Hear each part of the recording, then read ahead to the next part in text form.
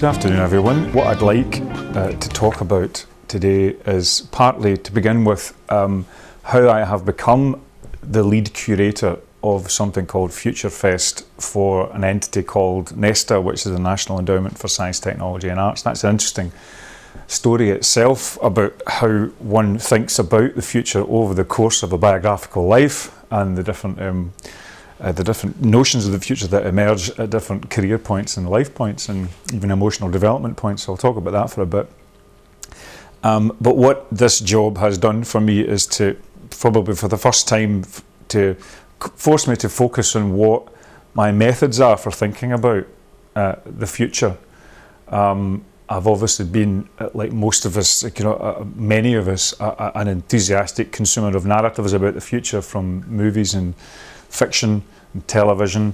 I've had other yearnings about what a better or a worse world could be, which could be expressed through civics or politics or other forms. But this is me working in London with an agency that has an explicit agenda on bringing together science, technology and arts around about a perspective on innovation. And how that perspective is functional to various audiences and various interests is worth talking about. And we'll maybe talk about that in the context of the presentation. And I'll also, at the end, really want to talk about my own particular interests in the future. I mean, I think futurology and futurist methodology is a tough enough disciplinary ask at the best of times, So I'm going to just take the opportunity to sort of say why it is I'm interested in thinking about the future and why I want certain kind of futures to come about, and how ironic one has to be if one avows that desire, and how honest one has to be about how one uses knowledge to get to the end point of that desire. Expediently, some would say, but anyway, I'm going to talk about, as it were, the politics of knowledge about doing the future towards the end. To begin with, probably just let me tell this story of how I've come to do this gig. The guy who contacted me is a guy called Jeff Mulligan. Now, Jeff Mulligan has a very interesting history, but the first point at which I came upon him was an interview that he did with the New Statesman when he was a sort of bright young think tank guy in the mid to late 90s, just before New Labour. And in that interview he said, the question asks, who do you approve of? And he says, I approve of Nicholas Luhmann, the systems thinker, and Marvin Minsky, the AI expert. And the question said, why? He says, because they make me appreciate the limits of being human. So I thought, that's an interesting guy. I have to get close to him. The more I found out about him, the more interesting he gets. He's a failed Buddhist monk, self-described as a failed Buddhist monk. I don't know whether that means he couldn't relinquish enough self to become a Buddhist monk, but maybe that's an argument. Then he founded something called Demos, which was the kind of think tank that did all the intellectual labouring for New Labour, New Labour's victory in 1997. Then he left that and became head of policy for New Labour and for Tony Blair for 8 years. And then he became director of the Young Foundation, which is the organisation, the legacy organisation of Michael Young, who set up the Open University, and is a sort of noted creator of social enterprises in civic society in Britain. And a year ago he became CEO of NESTA, which has changed from being a quango, a government quango, to an independent charity, but still with an endowment of several £100 million, of which it runs off the interest from that. So, and I think it's about £10 to £12 million a year that they put into various projects to support innovation in the UK. Now, Jeff's relationship with me is actually quite interesting. I am a musician. I used to be a pop musician in the late 80s. Jeff came to me as a sort of pimply-faced activist for the Labour Party and something called Red Wedge, which was their attempt at a kind of cultural front, a kind of 30s style popular cultural front for New Labour. Tried to persuade me to join. I didn't. He didn't succeed. And then when I wrote The Play Ethic, in 2004, and I'd been sort of rehearsing it since about 2000 in various newspapers. He brought me in to talk to the Cabinet Office and explain what it was I meant by a play ethic. And so we sort of reignited our interest in each other from that point onwards. And to cut to the chase, 9 months ago, we met in a chain store, coffee shop in Covent Garden. He wanted me to curate something called then Possible Worlds. And Jeff's ambition was twofold. How do we break out of the kind of the dysphoria that recession era economics induces in people? How do we get beyond a kind of purely reacting to yet more systemic failure in our society?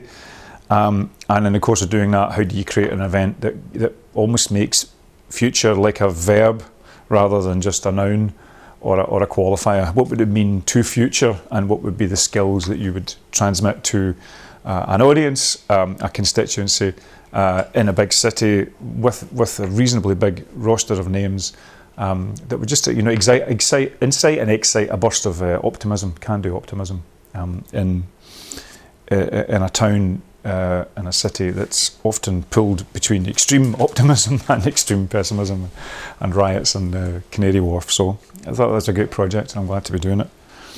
We work on 4 general sort of heuristic themes of the future, and the original title was Possible Worlds, quite deliberately, because it wasn't fantastic worlds, it wasn't incredible worlds, it was worlds in which one could imagine a coherent future happening. They might not be necessarily positive futures, could be negative, they could be across the spectrum, but at least it had to be coherent. And so I went away and did a lot of futurological research. Hiya, come in. And I sort of settled on 4 things that I thought were reasonably robust pathways of change going forward. And the titles were, one of which was I decided to call Well-Becoming, which is a kind of riff on well-being, but also a riff on becoming, and the idea that well-being is quite a static notion, but with a whole range of innovations in technology, or in society, or even in terms of values related to those. We need to think a bit more dynamically about what we think about when we think about health and consciousness and flourishing. And becoming also the riff in terms of how we're cosmetic technologies and a sense of human potential and a sense of human energy is kind of the cutting leading edge of that. So that's a title that looks at health enhancement, demography to some degree, age, and cyborgism. The second theme was kind of TED, technology, entertainment, design, which we called In the Imaginarium. And again, that's just to me that seems like just a permanent driver of change, that we are doing more with less. We are the animal that creates transformative technologies, and they have effects in the world, but they often have effects that are psychological and psychic as much as they are, say, creating a new material or a new energy source. And the relationship between imagination and technology is as old as the jump cut in 2001, A Space Odyssey, or the flickers on the wall of the cave, as all the way up to Google Glasses and smart drugs and whatever simulacrum we're supposed to enjoy in place of reality today, the next day, or tomorrow. Another theme was, in a sense, anthropocentric climate change. The title of that was We Are All Gardeners Now, a riff on Macmillan's We Are All Marxists Now. But again, that whole idea that in anthropocentric change, climate change, we are literally dynamically responsible for the environment. So the gardener might be a good metaphor to gather together quite a diverse debate, which has a range of very, very interesting voices, which I'll talk about in a few minutes, around about what to do about climate change, how to conceive of the energy problem within that, what the appropriate technologies and what the appropriate institutions are to deal with that. How far we can develop lifestyle values and social norms to help change happen or stop it hindering it happen. And then the last theme, so those are really to me, those are three really strong drivers. The fact that innovation will affect health and age and the body and questions of human potential. It will also constantly respond to the fact that we are imaginative creatures. We're in a situation where we're responsible for the kind of the material and systemic fate of the planet in a way that we've never been before due to our actions. And then the fourth question is really a riff on the Adam Smith praise, the person who knows the value of everything and the price of nothing, or the value of nothing and the price of everything.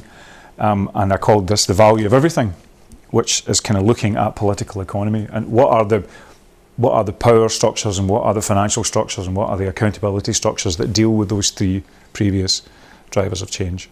So the idea that the value of everything is trying to kind of look at what it is that we value in our economies and societies these days. It's becoming plural.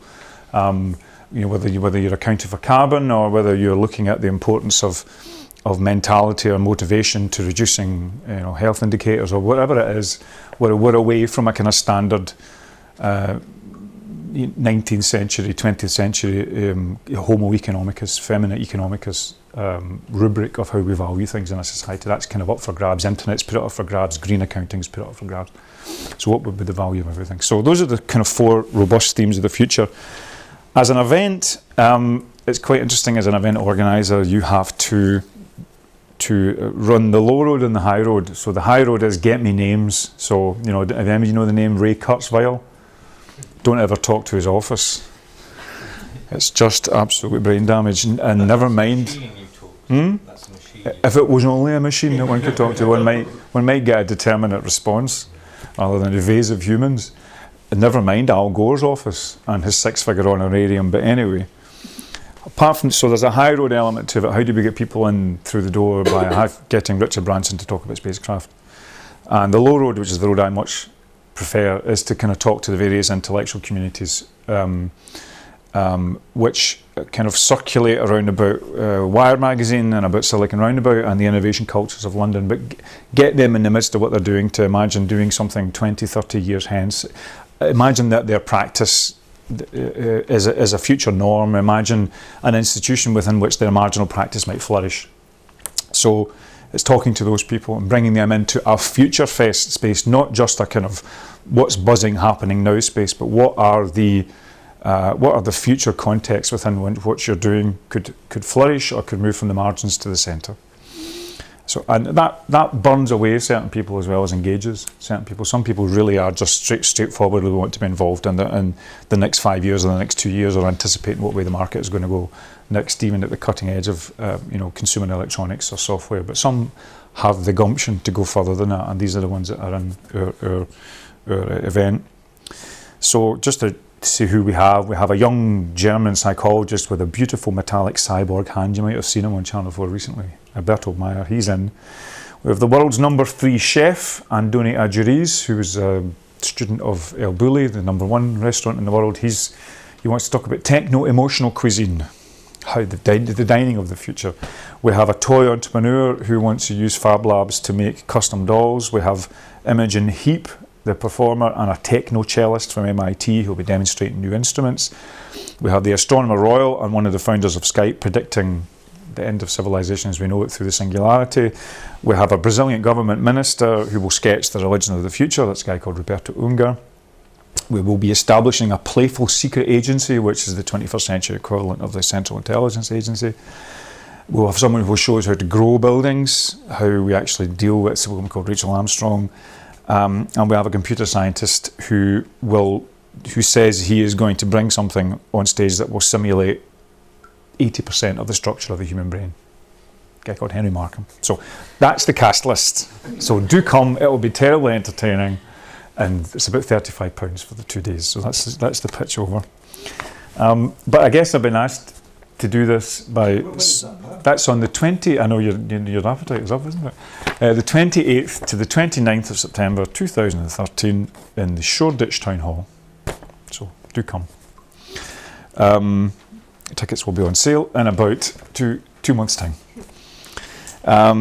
But again, what this gig, and I'm a multimedia chancer basically in a variety of media, and I'm what Robert Reich used to call in the late 80s a symbolic analyst.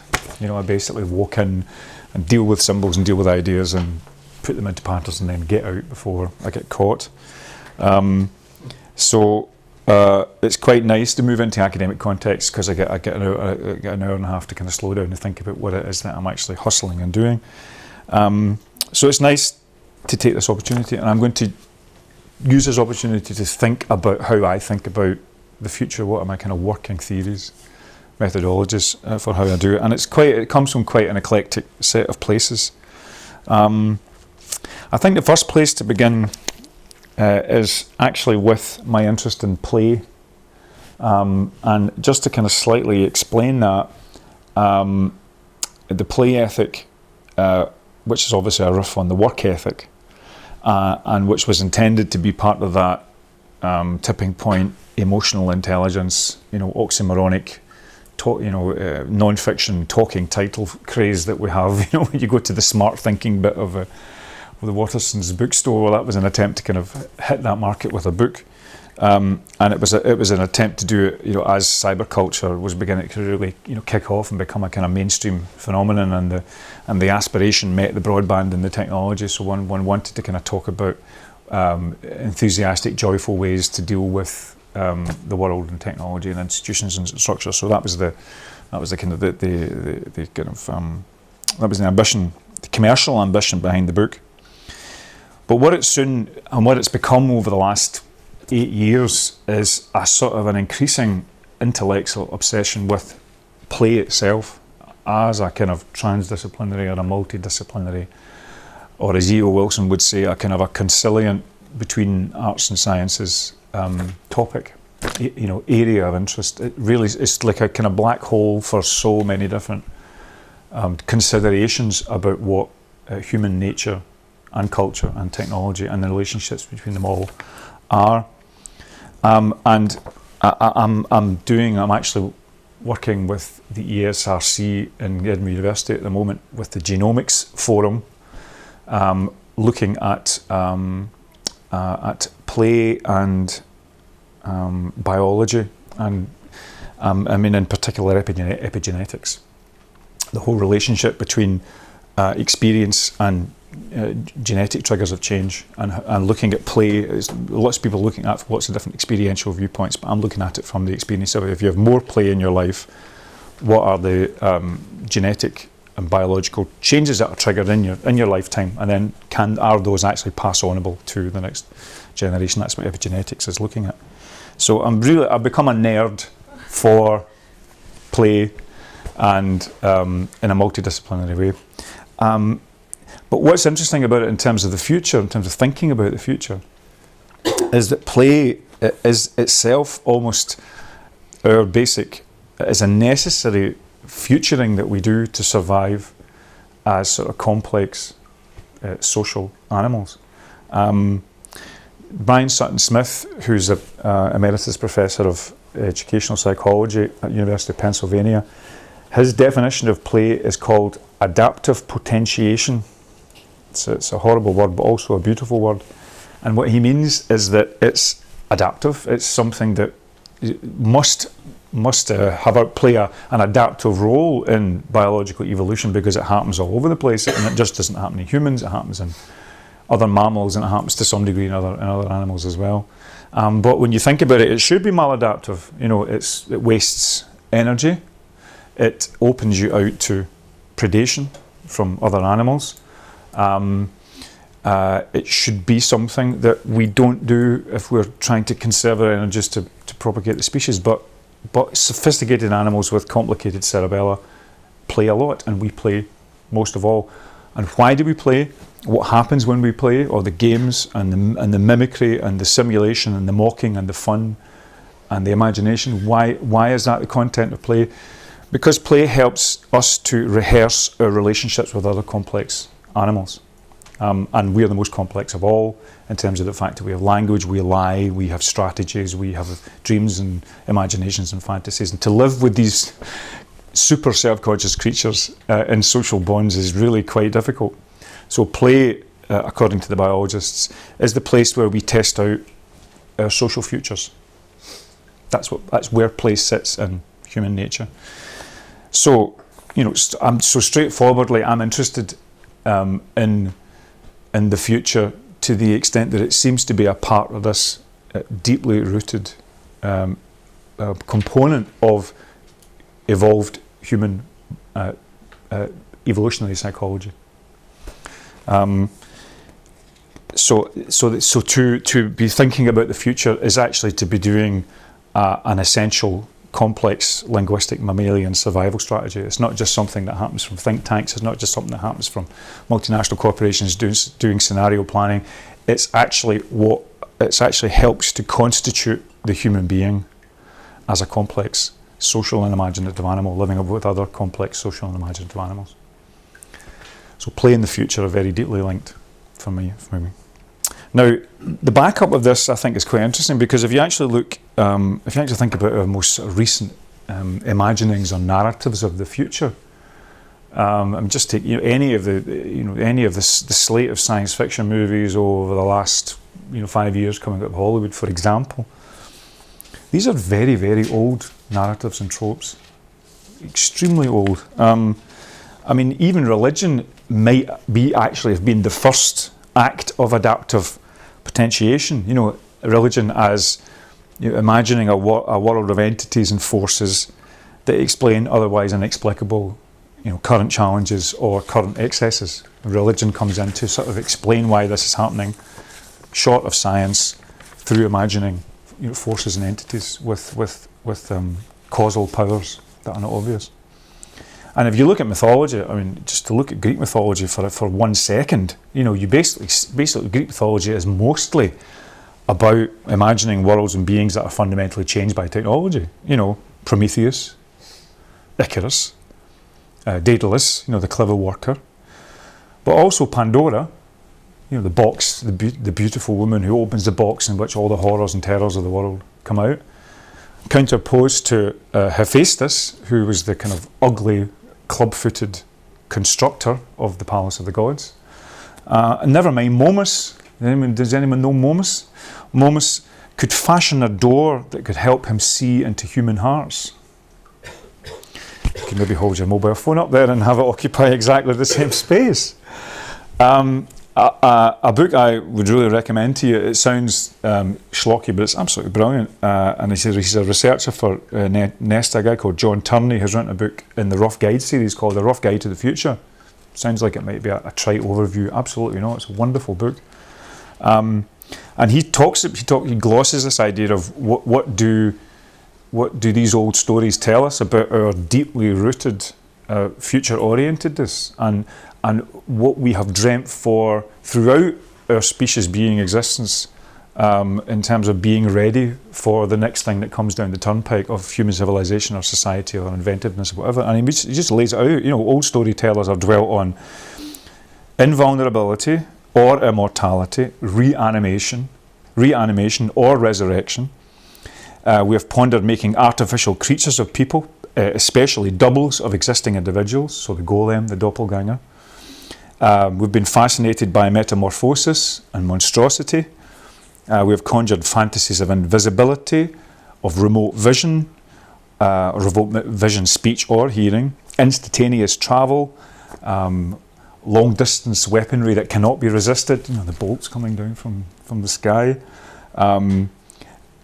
time travel, faster than light drive, fairy dust as nanoparticles. And if you want a real startling read, dig out Francis Bacon, father of the scientific method's New Atlantis.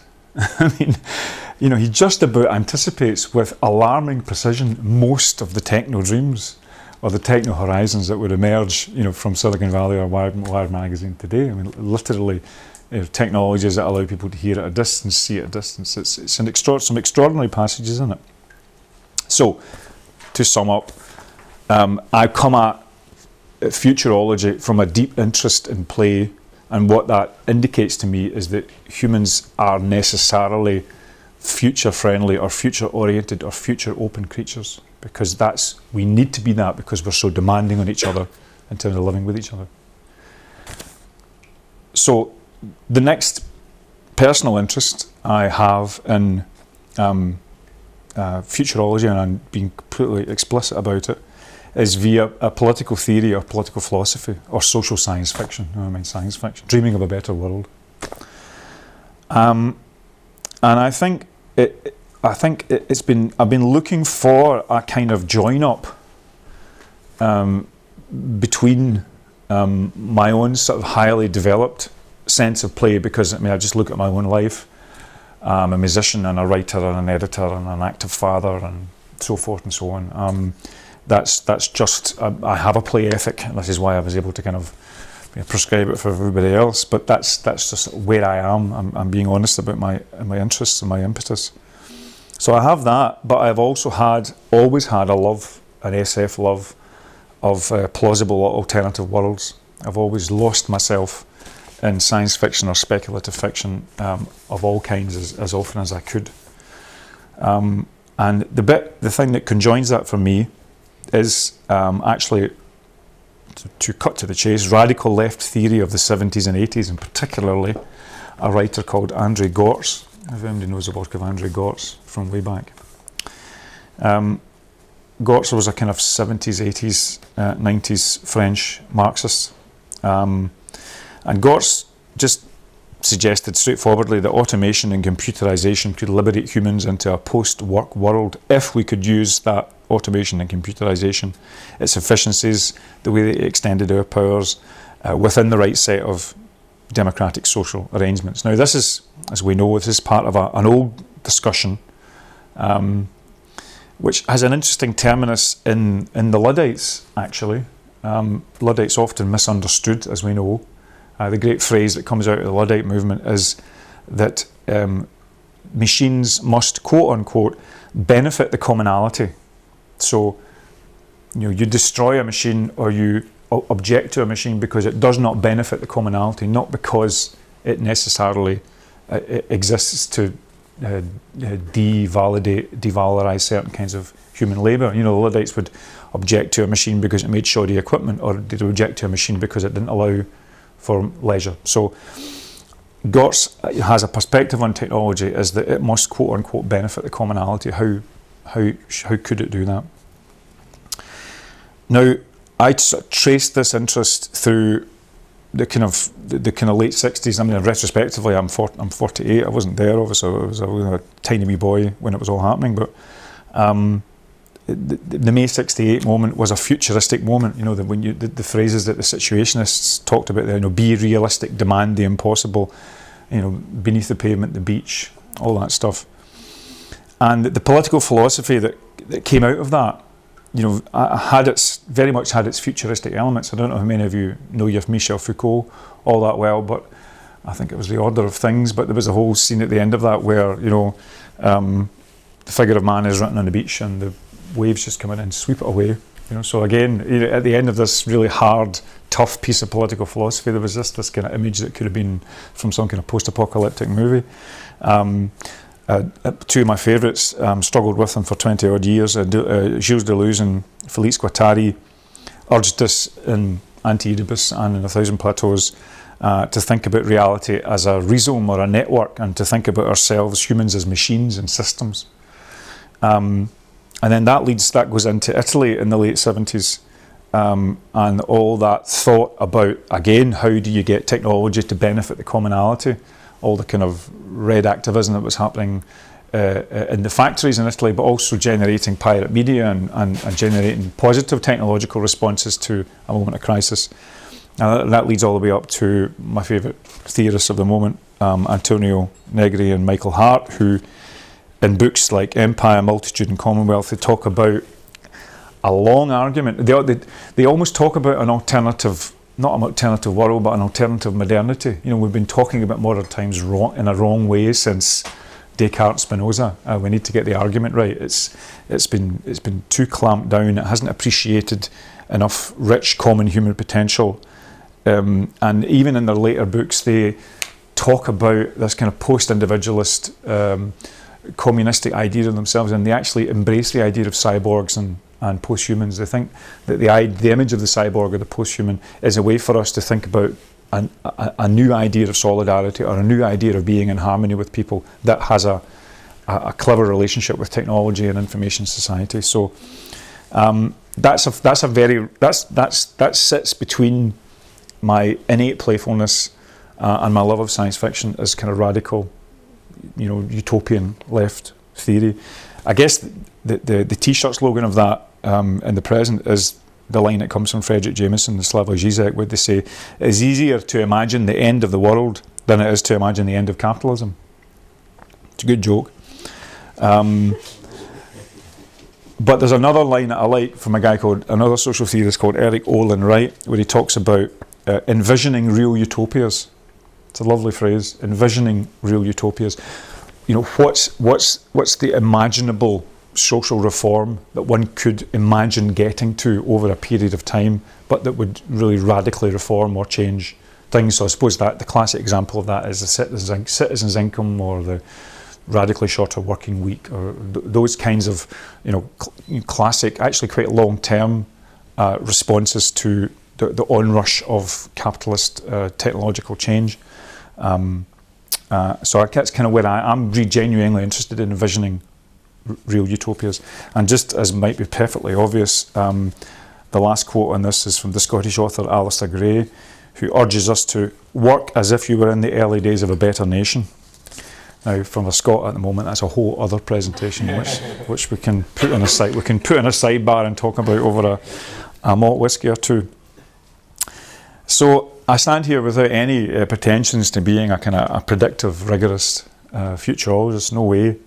And as I say, I would point you to John Turney's Rough Guide to the Future, which is what's most interesting is a great account of how all the grand sort of futuring methodologies of the past have largely failed. I mean, particularly if you look at the 20th century, there's so much practical futurology has been tied up with great power games. Whether it was the Cold War, where you're anticipating the moves and mentalities of opponents through game theory, or corporate globalism, the way that famous example of Shell anticipating the Middle East war in the 70s, and therefore preparing themselves against a market disruption in energy. But they got to that through a kind of a game scenario imagining semi-science fictional exercise within their organisation, and that kicked off a whole generation of scenario planning for large corporations, because they could see that it saved one of their fellows a whole load of money.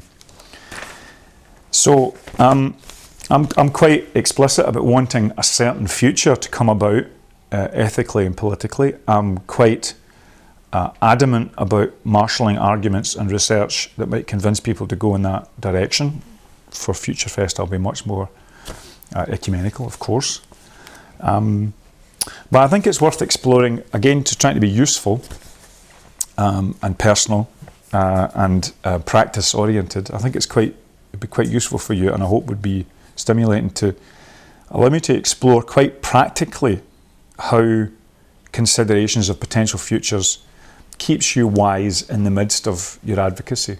How does futuring, how does thinking of playing with the future, how does adaptively potentiating the options in your environment keep you wise about your project?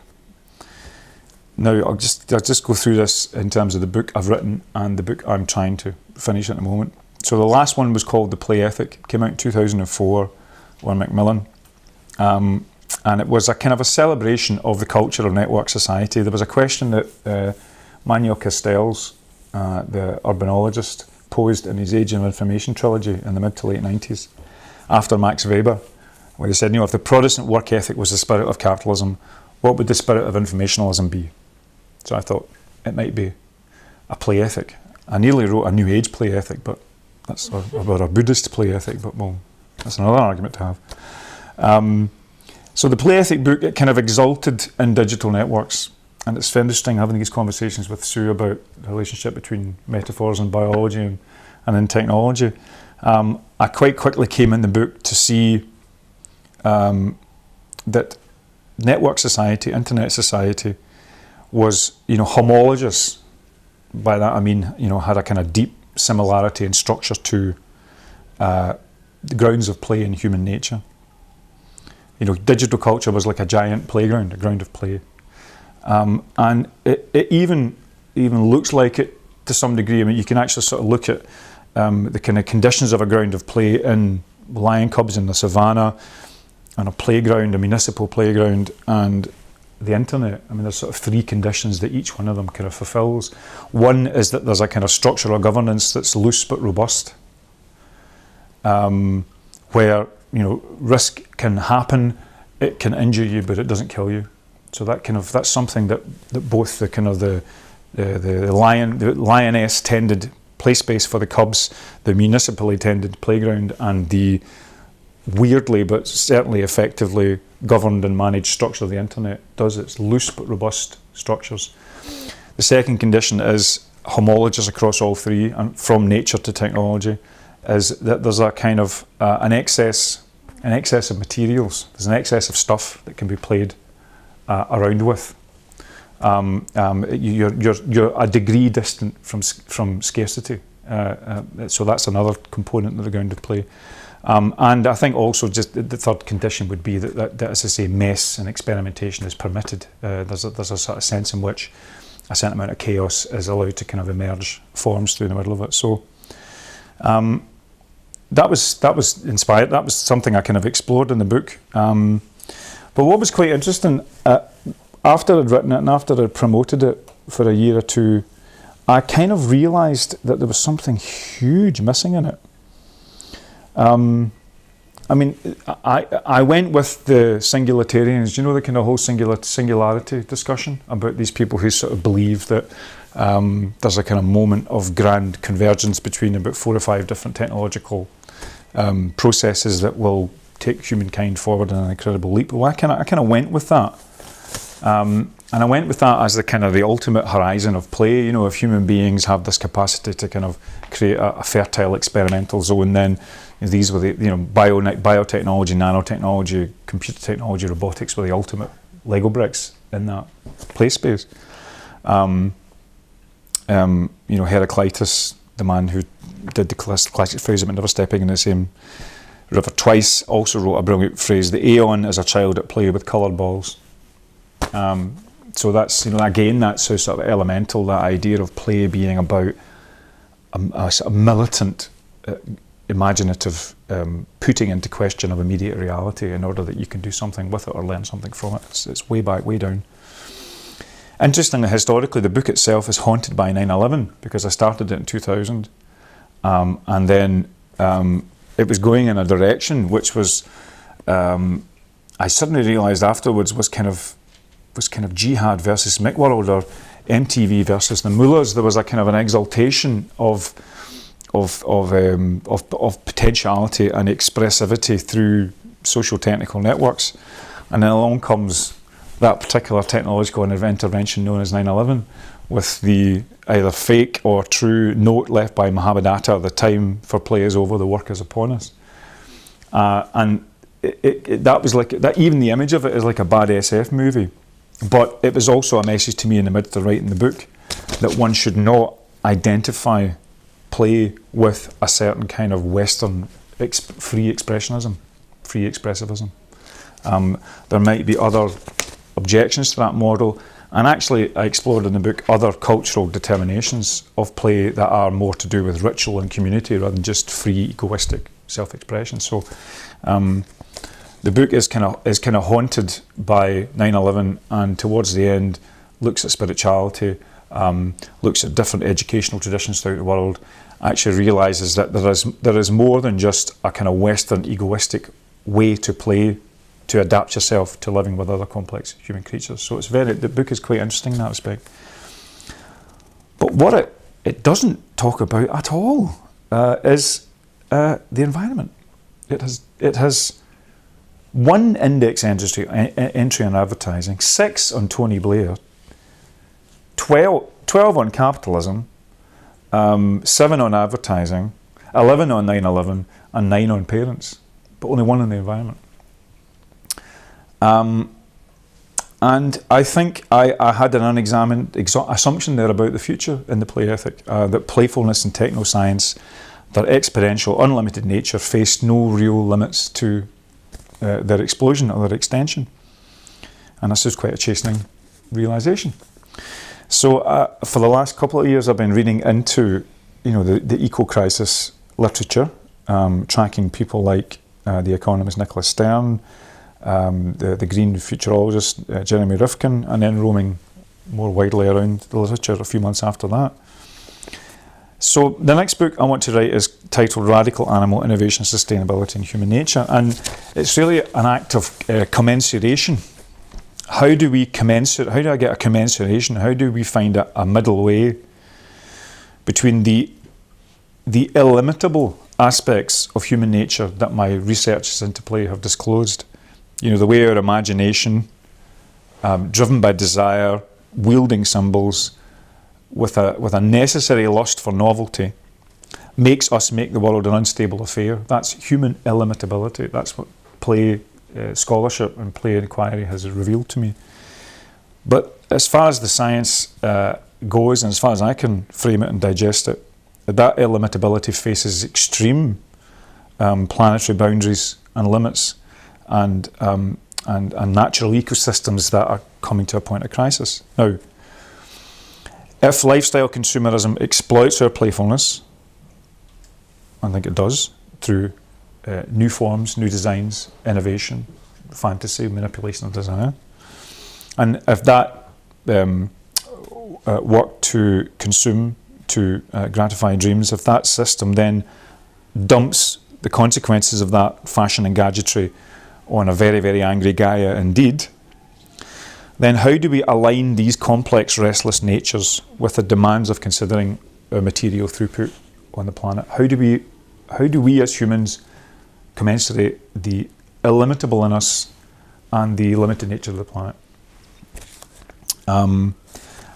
Hair shirtery doesn't work for me, and I think we need to fill the kind of Salman Rushdie used to talk about the God-shaped hole. I think we need to fill the wow-shaped hole at the heart of the human condition. We need to find a way to answer the requirement for novelty, for making, for poesis, for play, that doesn't fuel an insane lifestyle consumer capitalism. So there's my future conundrum, worth writing up, I think. But as you begin to write it, in this world of endless tweets, endless Google searches, and an unbelievable contiguity of one piece of information to another, a hornet's nest of possible objections flies up around about it.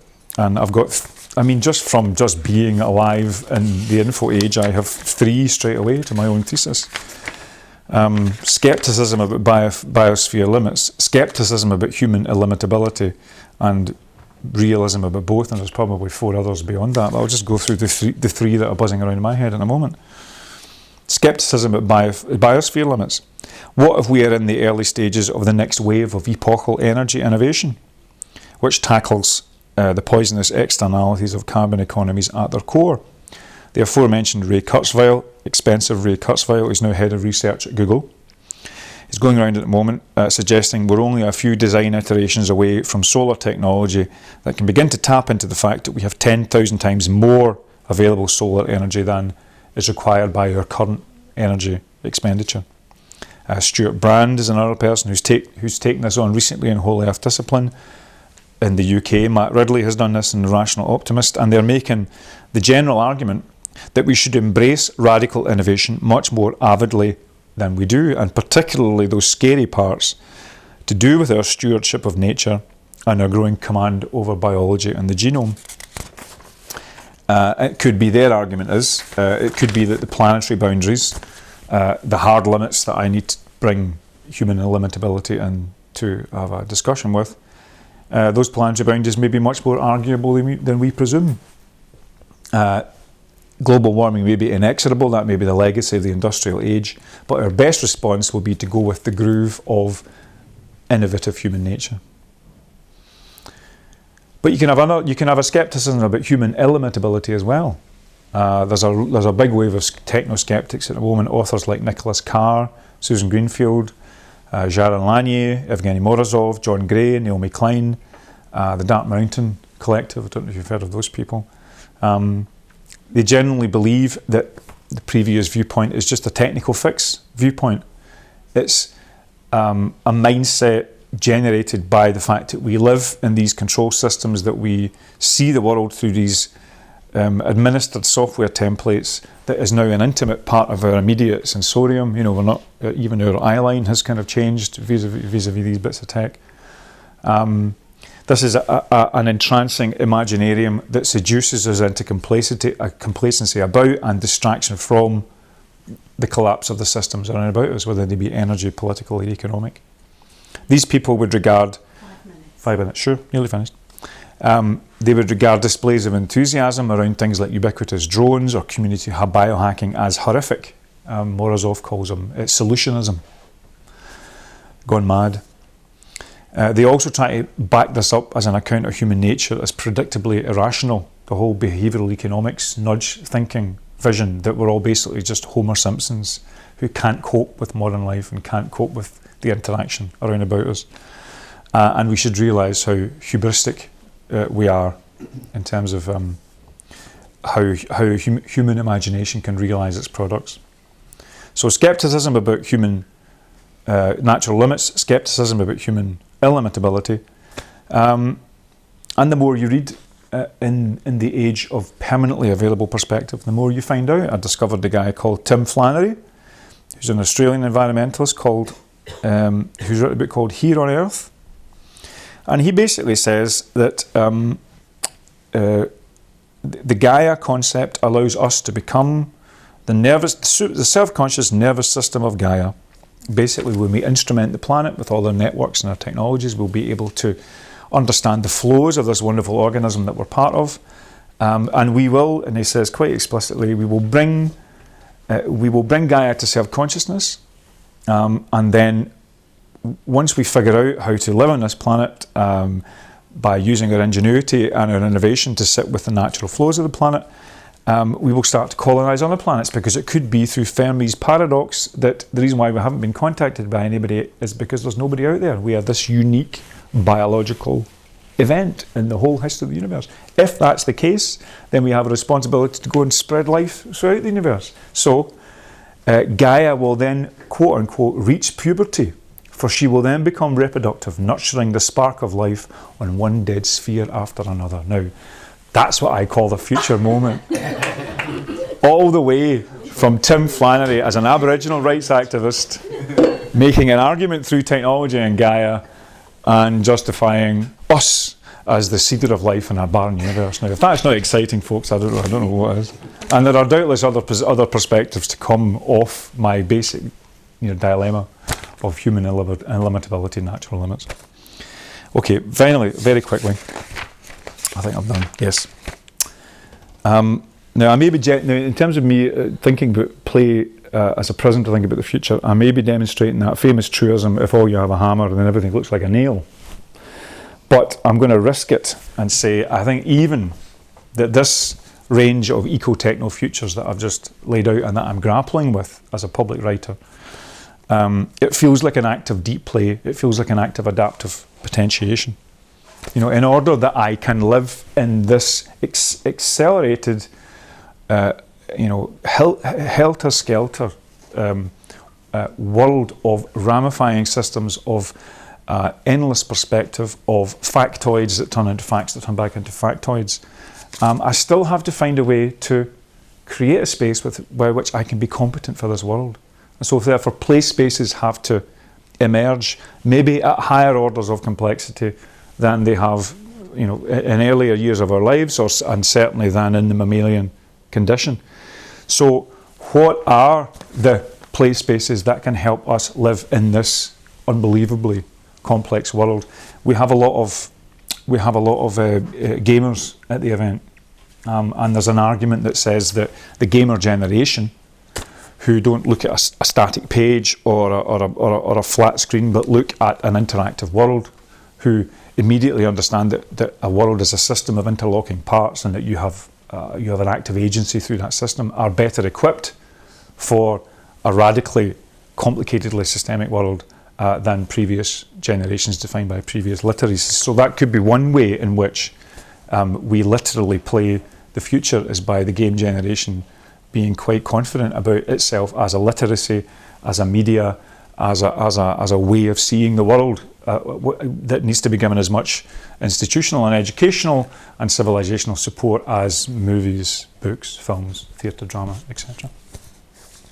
And I think the final point for me is that the biology calls human beings neotenic, and neotenic means the retention of juvenile characteristics into the later life of the organism. And I think my core interest in the future is the extent to which human beings play doesn't become rehearsal for real life, it becomes the real life. The more that we can figure out to create zones whereby the extension of ourselves becomes natural and doable, and the more that people get in on that boat, the more that our imaginings, our simulations, our deep manipulations and fashionings of reality don't just become something that rehearses us for being in an otherwise normal social space. They actually become the dynamized social space itself. So, the whole eugenics is a classic example. What is the point at which when you can start to screen for not just defects but screen for enhancements? What's the conversation that we have about that? Do we go down the scary route or the island of Dr. Moreau, the genetic overclass, or do we talk about a national potential service? And never mind a national health service. There are discussions about the way that we can deal with radical innovation that I think can only be got at and can be enjoyed rather than fearfully fleed from if we think about play as having a strong and enabling relationship to the future, and backed up by a story about the fact that it's deeply natural. I think there is a theory of human nature from a play-centric view of things, which makes it okay for us to be the unnatural animals that we are, but we have to construct the play spaces within which we can learn how to be with each other. And that learning how to be with each other is not going to get simpler, it's only going to get more and more complex. And so the spaces that support that will also have to be more and more complex. Do I need to tell a community of scholars in a university about complex spaces within which people learn how to do stuff? Probably not. Just pick you up on, what seems to be a fundamental part of this when you talk about play spaces being contained or regulated environments that are safe. And it seems to me that what underpins these environments is largely about politics and economics, which you haven't really mentioned. What you've been talking about is the kind of late capitalist play in technology that actually had its analogue in the crisis. People playing on machines for large stakes in the city, bankers with no limits on them, so that they didn't imagine any consequences from their actions apart from they'd get a bonus. And this thing about proper constraints, limits, and consequences that play doesn't carry with it at the moment, not within the model you're talking about. And that's why I fear for the future. No, it's interesting. It's an interesting point. And it's something I struggle with because there's no doubt that some of the style of protest against neoliberalism has and managerialism that goes along with that has tried to continue a tradition, that you could say even started with the Romantics. Blake sitting naked in his garden with his wife, asking us to throw off the mind-forged manacles. Someone could say that from the very beginning of sort of capitalist modernity, we have had a romantic critique. Friedrich von Schiller writing in the letters on the aesthetic education of man, talking about the play drive that sits between the form drive and the sense drive. Well, that clearly inspired Marx and gave them a sense of the thing that one would be alienated from. The sense of rich, balanced existence that one would be alienated from. The sense of agency and autonomy that a factory pin system would destroy in you. So, and I went all the way back to the Greeks. The anxiety about technology, where the actual enabling technology was women and slaves. So I mean, there's a lot to think about when we try to imagine what a richly realised, potentialised human life would be. Even when people start to talk about eudaimonia and go back to classical Greeks. I mean, I'm always slightly embarrassed when they do so. You know, I'd much rather go back. I'd rather go back to paleontology. You know, I'd rather go back to kind of deeper, longer traditions of surfeit and excess and creativity in the human condition than to go back to kind of classical Greece. One of the things that one hoped that the internet and the network society was a sign of was a kind of how can I put it? It was a sort of hope that we had found an infrastructure and a culture and a social fabric that would allow us to create societies that focused on our species being as linguistic and communicational animals. Do you know what I'm saying? Yeah. You know, the dream. If you look at Richard Neville's Play Power book from the late 70s, from the mid 1970s, it's like a Google search on play. You know, the one chapter's about hashish experiments in Marrakesh. The next one is about how you build your squat. The next one is a bit of political philosophy. The next thing is a set of cartoons. In a sense, that kind of complete liberation of consciousness and knowledge was happening. Was anticipating the internet to kind of enable it to become everybody's experience rather than just the counterculture's experience. Now, in terms of power and money, my political agenda on that would be, and on the level of that we have to think about play. If it's a vector of any change, it has to be thought about within this balance of risk and security. You know, a healthy balance of risk and security. Then I think it has to come back to some quite old arguments about what the French would say, you know, the ars de vivre, you know, or Lino Jospin saying we might be a market economy, but we're not a market society, you know. So I think there has to be, certainly the political agenda of play is how do you construct social, economic and institutional grounds of play that give people as much autonomy as they can possibly have.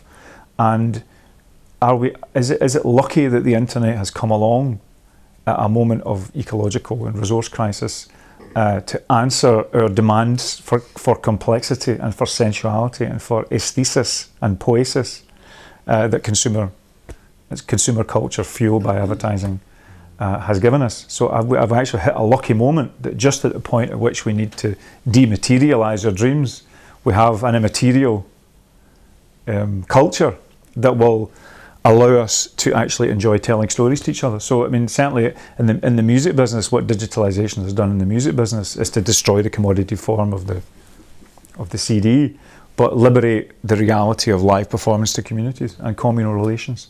So given that capitalism depends on enclosures, you've got to make something scarce. The only thing we can make scarce at the moment is to lock the door, to control the door at a gig. But once you have people there, it's a combination of a trade fair and an epiphany, you know.